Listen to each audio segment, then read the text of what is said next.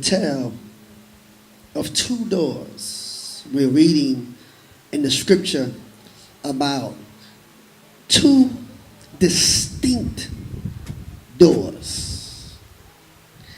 The imagery of the door in scripture is extremely exhaustive, y'all. If you read about the doors in the scripture, it is filled with the plethora of information about what God is trying to do for his people and with his people. It's something about the door. He himself says, I am the door.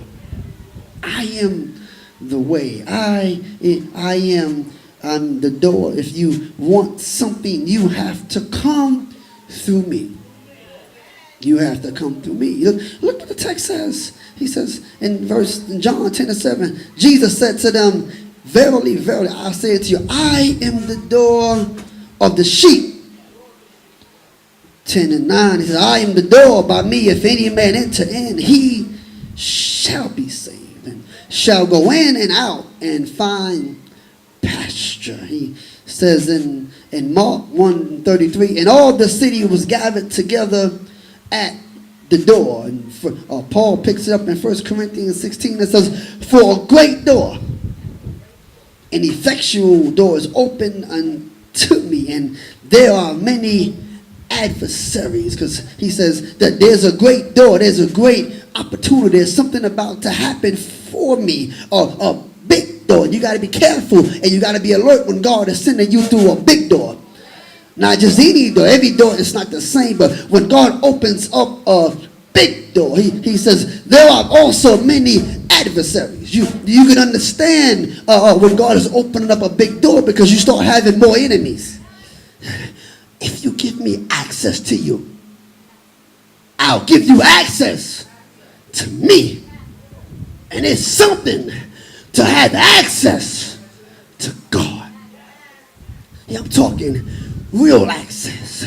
I'm talking when you pray, things happen. Real access. When you go to God, you start seeing God moving. Real access. When you show up at court, case dismissed. Real access. When you get to the hospital, oh, they checking out already. Real access. Yeah, he give me access. But these doors, y'all, don't just represent access. It represents separation.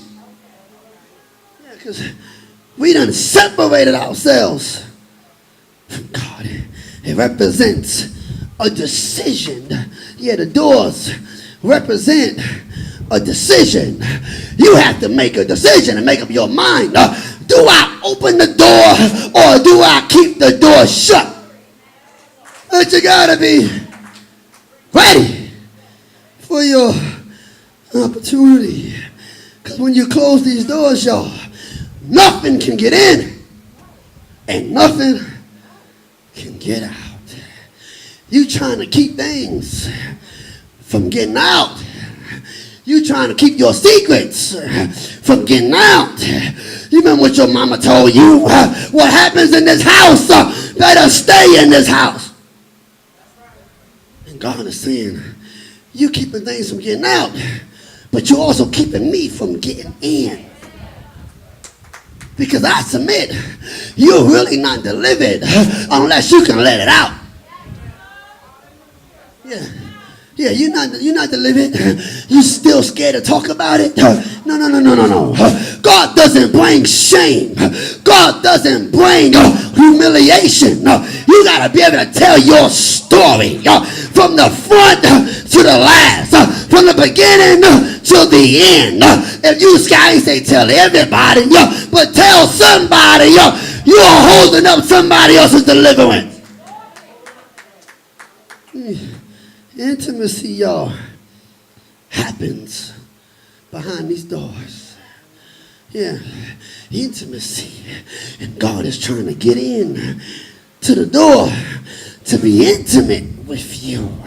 But you cracking the door saying we can't have no company. God was never supposed to be company. He was supposed to be a resident. Yeah. He was supposed to have his name on the lease. His name is supposed to be on the deed. But you got God visiting you like he a sugar daddy. He is not supposed to be your company. He's supposed to be, where's his key? Yeah, just, if you live somewhere and they ain't give you no key, that means they don't expect you to stay long. Yeah. Here's my key. You can borrow it, but you gotta give it back. Rumors, y'all, are spread behind closed doors. Yeah, rumors are spread behind closed doors. And God is trying to get in the door. He is knocking. He is pushing. He is ringing the bell. But we done got fancy on God. Now we got cameras in front of our house. We turn on our TV. No, it's Jesus. Don't nobody move. I don't want God in this house. I don't want God messing up my life. Ain't that something? We say, I don't want God messing up my life. I got a good thing going here. I got a good thing going on right now. And I don't want to mess around and let Jesus come in and mess up my life. That's exactly what he wants to do. Come in and mess up your mess. Because what you think is good is absolutely messed up. I don't want him messing up my stuff.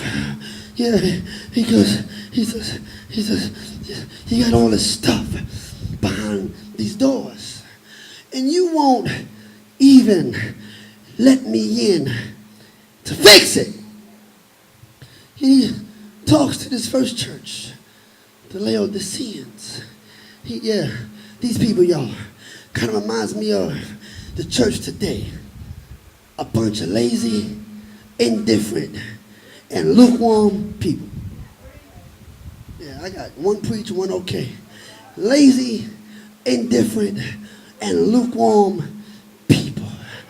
I remember the day, and as young as I was, church was packed.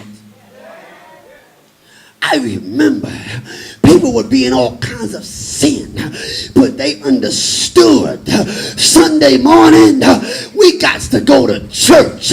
Drink your coffee, get your Alka-Seltzer, put your earplugs in your ear, but we gonna be in church, because I know I ain't doing everything right, but he is still God. Even though there's a great door over here, this door takes too long. This door is fast and easy. And there's something we all want. Something fast and something easy. Yeah. A fast man and an easy woman. Yeah. He says, I got to break your will. Because what's behind this door is going to get you in some trouble. You ever watch those game shows and they tell them, here's a Rolex watch. This watch is worth $30,000. But behind this door, it could be something great. And they're telling you, make up your mind. And people in the crowd talking about, open the door, open the door. I'm like, you fool, you got a Rolex. And they open the door, and it's a bunch of Pampers. You gave up a Rolex for a bunch of Pampers. Because we always want what we don't see. That's why I'm confused. And how? Well, I'm not confused. I understand why people aren't married now. Why? Because men always want what they can't see. But when you walk down the street now, we see everything. We can see your uterus now. And you wondering why you ain't married. What's the point? You done show me what's behind the door. And he says, I'm here. I'm knocking. I'm at the door. And I need you to open it. Because my ways are not your ways. My thoughts are not your thoughts. When you start thinking like me, I start thinking different. When you start walking with me, I start walking faster. Your ways are not my ways. You cannot define God. God does not deal in absolutes. You can't say God always or God never, because we don't understand God. You better thank God. His ways are not like your ways. You better thank God.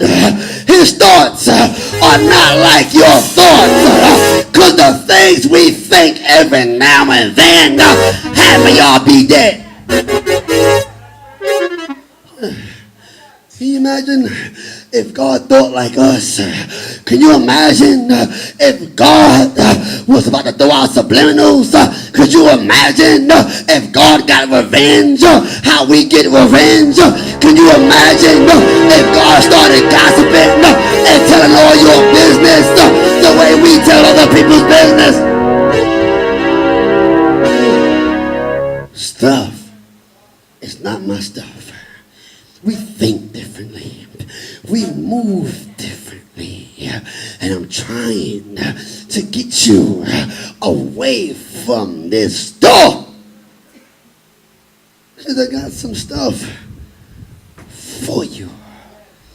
And I think the issue with this door, y'all, is life.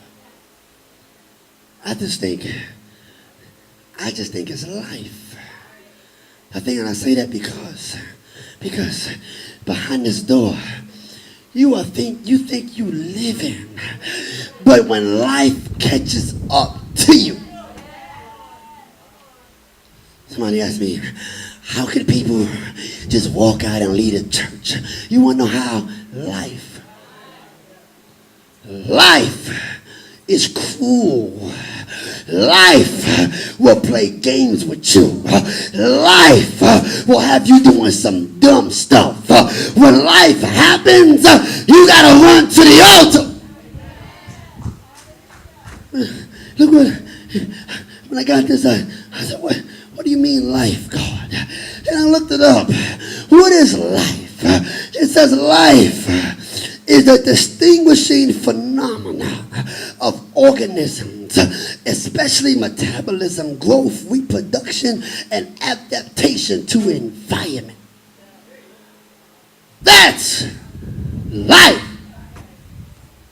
Your metabolism, the ability to take things in and excrete what you don't need. Life will come after you. It'll feed you some stuff you ain't ready for. Life. He says life. Growth. Because life is designed to stop you from growing. Ain't that something? That life is designed to stop you from growing. No, I'm living my life. No, your life is designed to stop you from living. You don't have real life until you know God. And he says, let's get to this second door. He begins to talk to the church of Philly. And he tells them, he says, behold, I know your works. Ain't that something that God knows everything you're doing? God knows everything about you. God knows how much you are working. God knows why you are working. God knows your motives for working. Because everybody is not working because they love God. Some folks are working just to get ahead, just to get close to other people. Don't think because people are working that they love God. Get an attitude and see how much they work. Oh yeah, everybody working. He working because they love God. He says, I have set before you an open door. Yeah. See, one church, he's knocking on the door. The other church, he tells them, I just set before you an open door. That right there should have had y'all shouting. Huh? Y'all don't know how to get excited when God sets before you an open door, which means everything you ask for, God says, is behind this door, and I just opened it up for you. All you gotta do is walk through the door. Open door, open door, open door. That's why he's giving you an open door. He's giving you an open door. Anything you need, there's an open door. Why don't you praise God?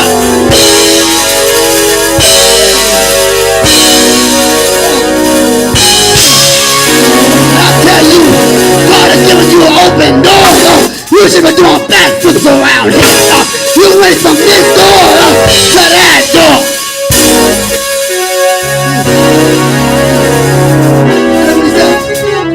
About this door, he said, I gave you another door that no man can open.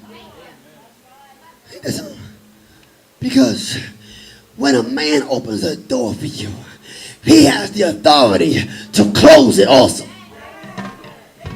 Yeah. So you're looking for somebody to give you access to a door.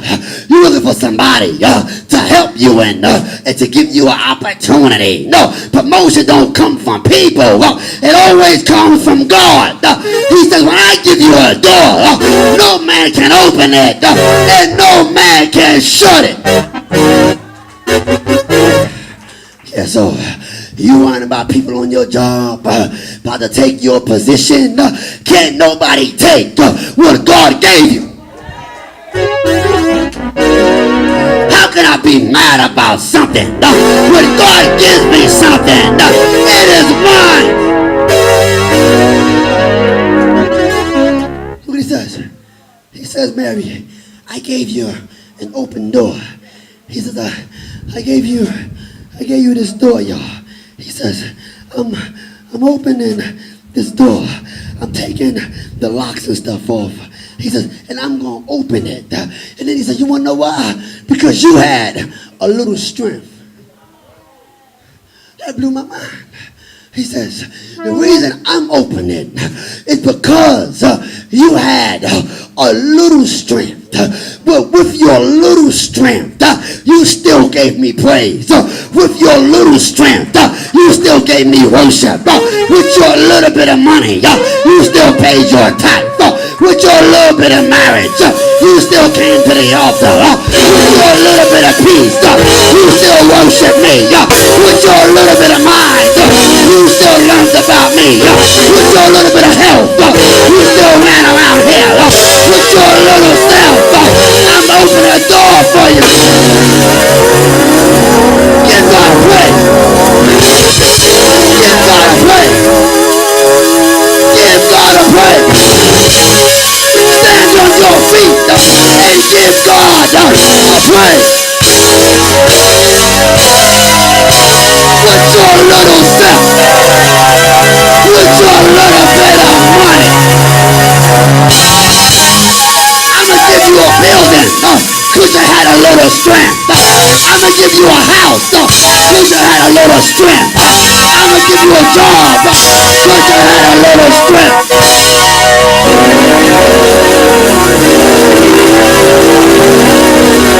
I went from this door all the way to this door.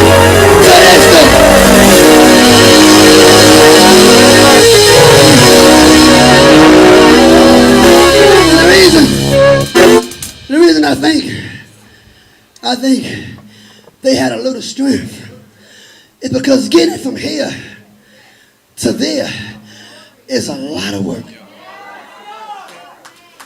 Going from living my life like it's golden to getting over there is a lot of work. Giving up my man is a lot of work. Giving up my sugar daddy. Anybody ever had sugar daddies? You ain't got to raise your hand. Yeah. But giving up your sugar daddy is a lot of work. Coming to church every Sunday. Coming to Wednesday night teaching. Coming to joy night, Mary. You got to go home. Feed the kids. Get them dressed. Be at the church. Come to rehearsal. Be on time. That's a lot of work. And people don't understand why you are tired so much. You don't understand because you're not doing what I'm doing. It's a lot of work for me to go from here all the way over there. It's been a lot of work driving hoopties. It's been a lot of work dealing with employers who are nasty. It's a lot of work. It takes you a lot of strength to go from here all the way over there. But I'm telling you, it's worth it. Go tell the people, it's worth it. It's worth it.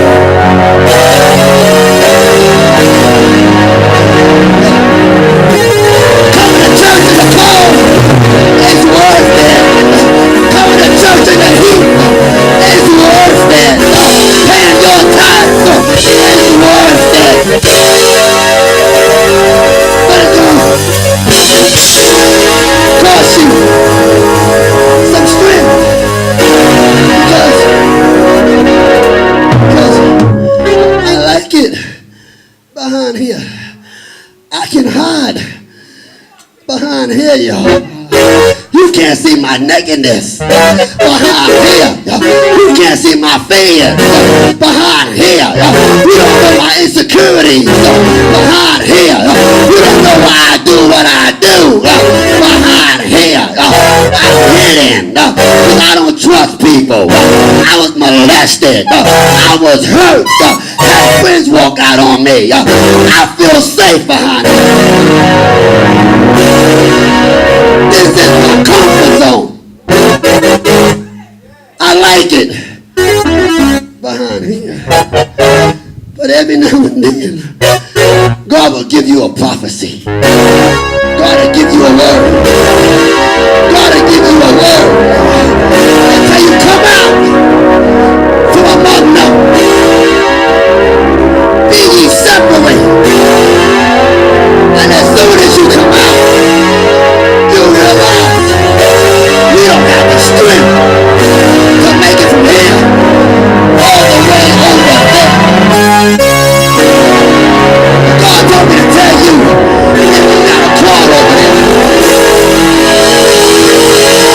if you got to scrape your way,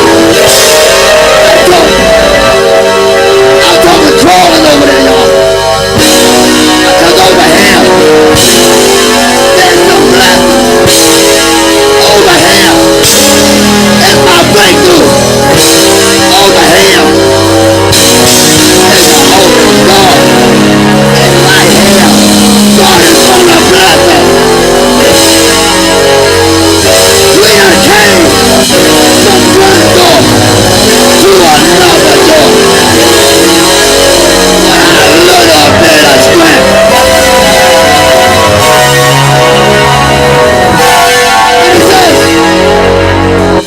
He says, I can open it and I can close it. Don't nobody got the power to take from you what God has for you. And when he gives you stuff, he says, go behind the open door, close it, and lock it. Because I don't want them scavenging from your past, getting over here to your present. He says, I need you to go from there and go over here. And after you get in, I need you to lock the door. Everybody lock the door. Lock the door. Lock the door. Lock the door. Keep your mind out the door. Keep your past out the door. Keep your old man out the door. Keep your family out the door. Keep the enemy out the door. Lock the door.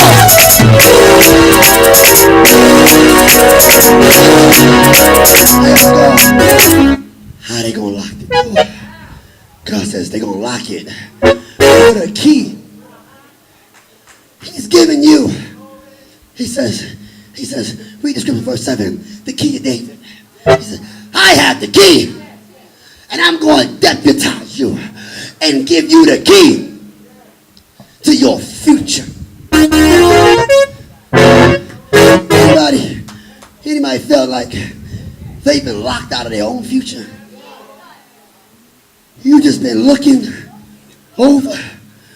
Like most you can see the promised land, but you done tried everything and you can't get to your future. You done tried what they said. You can't get to your future. You done heard the prophecies, but you can't get to your future. God says, I need you to give them a key so they'll be able to get to their future.